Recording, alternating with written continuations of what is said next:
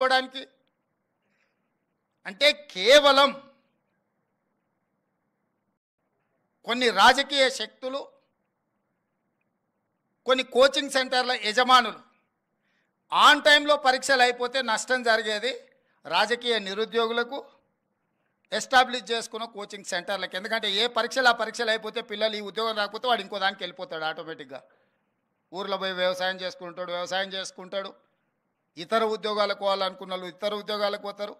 DSC రాస్తే ఒకవేళ government teacher ఉద్యోగం రాకపోతే ప్రైవేట్ స్కూల్లోనైనా జాయిన్ అవుతాడు. ఇతర బాధ్యతలు, ఇతర ఉద్యోగ ఉపాధి అవకాశాలు చూసుకుంటే నష్టపోయేది ఎవరయ్యా అంటే ఈ లక్షలాది మంది నిరుద్యోగుల ప్రాతిపదికన కోచింగ్ సెంటర్లు పెట్టుకున్న వాళ్ళకి నష్టం. కోచింగ్ సెంటర్ యజమాని ఆమరణ నిరాహార దీక్ష చేస్తా అంటారు పరీక్షలు వాయిదా వేయమని. నేను అడిగిన ఆయన హాల్ టికెట్ ఏముందో తీయరా, దేనికి రాసిండో పాపం మాట్లాడదామని. లేదు సార్, ఆయన కోచింగ్ సెంటర్ ఉంది, ఆయనకు 2 నెలలు పోస్ట్ పోన్ చేస్తే డిఎస్సి 100 కోట్లు లాభం వస్తుందంట, 2 నెలలు ఆయనకు 100 కోట్ల ఆదాయాన్ని మీరు దెబ్బతీసారట అని ఒక్క ఆయన గురించే చెప్పారు. ఇంకొక ఆయన దీక్ష కూర్చున్నాడు. ఏందే ఆయన మన పార్టీలో ఉండే మనటి వరకు ఆయనేం పరీక్షలు రాస్తున్నాయనంటే నువ్వు పార్టీలో ఏం ఉద్యోగం ఇవ్వలేదంటే సార్ ఇప్పుడు నిన్ను గిల్లడమే ఆయన పైన అంటే అందుకే ఆయన దీక్ష కూర్చున్నాడు సార్ అన్నాడు. ఇంకో పిల్లగాడు కూర్చున్నాడు, గాంధీ హాస్పిటల్లో చేరాడు. అరే పాపం నాకు తెలిసినోడు ఆ పిల్లగానికి ఏమన్నా కానీ ఏం పరీక్ష రాస్తుండే, అవసరం అయితే స్పెషల్ కోచింగ్ అని ఇప్పిద్దామంటే ఆయన ఏం పరీక్ష రాస్తున్నాడు సార్, ఆయనకు లీడర్ చెప్పినట్టు నువ్వు చేస్తే బాగా పేరు వస్తుంది, నీకు నేను చూసుకుంటా పో అని. నిన్న మన 3 దీక్ష చేస్తే 3 గురించి వివరాలు తెప్పించినాను. ఆ 3లో ఏ ఒక్కడు కూడా ఏ పరీక్ష రాస్తలేడు. ఏ పరీక్షలు రాయనోడు, ఏ ఉద్యోగానికి పోటీ పడనోడు నిర్వహిస్తున్న పరీక్షల్ని వాయిదాలు వేయండి అని చెప్పి దీక్షలు చేస్తారు. ఇది ఒక విచిత్రమైన పరిస్థితి. అదేవిధంగా జాబ్ క్యాలెండర్ ప్రకారం జాబ్ క్యాలెండర్ రేపు అసెంబ్లీలో డిక్లేర్ చేస్తా అని చెప్పిన.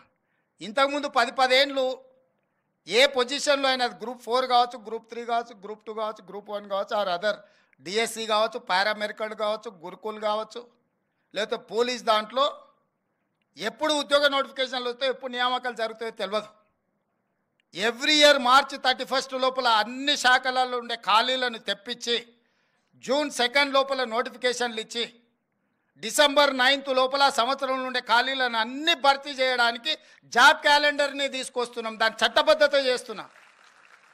ఎవ్రీ ఇయర్ ఎందుకు మీకు యూపీఎస్సీ రిజల్ట్స్ వస్తాయి, ఐఏఎస్, ఐపీఎస్, ఐఎఫ్ఎస్, ఐఆర్ఎస్ ఏవైతే సివిల్ సర్వెంట్స్ ఉద్యోగాలు ఉన్నాయో అన్ని ఖాళీలు ప్రతి సంవత్సరం క్రమ పద్ధతిలో తెప్పించి క్రోడీకరించి క్యాలెండర్ డేట్స్ ప్రకారం ఆటోమేటిక్గా పరీక్షలు నిర్వహించేటట్టు ఉద్యోగాలు ఇచ్చి ఒక సిస్టమ్ డెవలప్ అయింది యూపీఎస్సీ.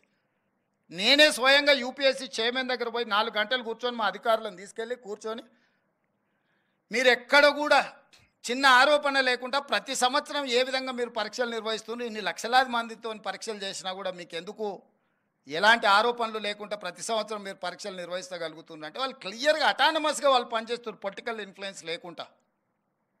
చిన్న ఆ ఉద్యోగిలో డెప్యుటేషన్ మీద తీసుకునే ఉద్యోగి మీద చిన్న అనుమానం వచ్చినా next minute they are surrendering that employee. కానీ పబ్లిక్ సర్వీస్ కమిషన్లో లక్షలాది ఉద్యోగాలు ఇచ్చే పబ్లిక్ సర్వీస్ కమిషన్లో మొత్తం అవుట్సోర్సింగ్ వాళ్ళని తీసుకొచ్చి పెట్టారు. వాడికే ఉద్యోగం లేక అవుట్సోర్సింగ్ వస్తే వాడు గ్రూప్ 1 ఉద్యోగాలను నియమించే బాధ్యత వాడి కంప్యూటర్స్ మొత్తం అంతా వాడికి అప్పచెప్తే వాళ్ళు ఏం చేస్తారు, ఎట్లా చేస్తారు? నియమించిన పబ్లిక్ సర్వీస్ కమిషన్ మెంబర్లను మీరు చూడండి, ఒక ఆయన ఆర్ఎంపీ డాక్టరే. ఆర్ఎంపీ డాక్టర్ అంటే గ్రూప్ 1 ఉద్యోగిని ఇంటర్వ్యూ చేసి డిసైడ్ చేస్తాడంట. అంటే ఆశ్చర్యకరమైన పరిణామాలు తెలంగాణ రాష్ట్రం వచ్చిన తర్వాత గతంలో జరిగినాయి. అందుకే స్పష్టంగా గ్రూప్ 1 ఉద్యోగిని ఒకవేళ నియమించాలంటే, సిలబస్ ఫైనల్ చేయాలంటే, లేదంటే ప్రొఫెసర్స్తో మాటని క్వశ్చన్ బ్యాంకింగ్ రెడీ చేయాలంటే ఆ పని చేసేవాడు అంతకంటే కొంచెం పై చదువు ఉన్నోడు, జ్ఞానం ఉన్నోడు, అవగాహన ఉన్నోడు అందులో ఉండాలన్నది నా ఆలోచన. నిరుద్యోగులకు రాజకీయ పార్టీలలో మేము ఉద్యోగం ఇవ్వలేదు, మేము టికెట్ ఇవ్వలేదు అంటే వాళ్ళని తీసుకొచ్చి పబ్లిక్ సర్వీస్ కమిషన్ మెంబర్ని చేస్తే వాళ్ళ ఆలోచన ఏముంటుంది, వాళ్ళ విజ్డమ్ ఏముంటుంది?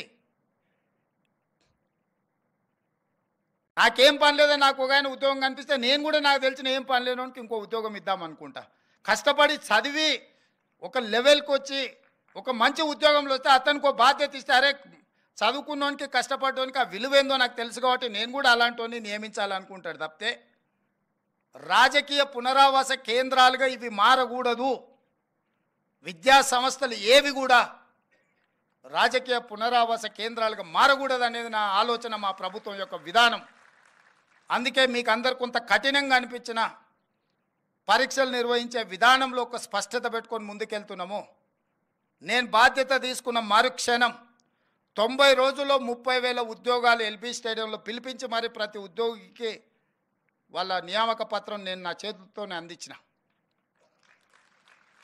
10 ఏళ్ళు వాళ్ళు కొట్లాడి ఆ 30,000 ఉద్యోగాలు కూడా కోర్టులో కేసులతోని చిక్కుముళ్ళతో ఉంటే వస్తానే ఆ కేసులను అన్నిటిని కూడా పరిష్కరించి మొదటి 90 రోజుల్లో 30,000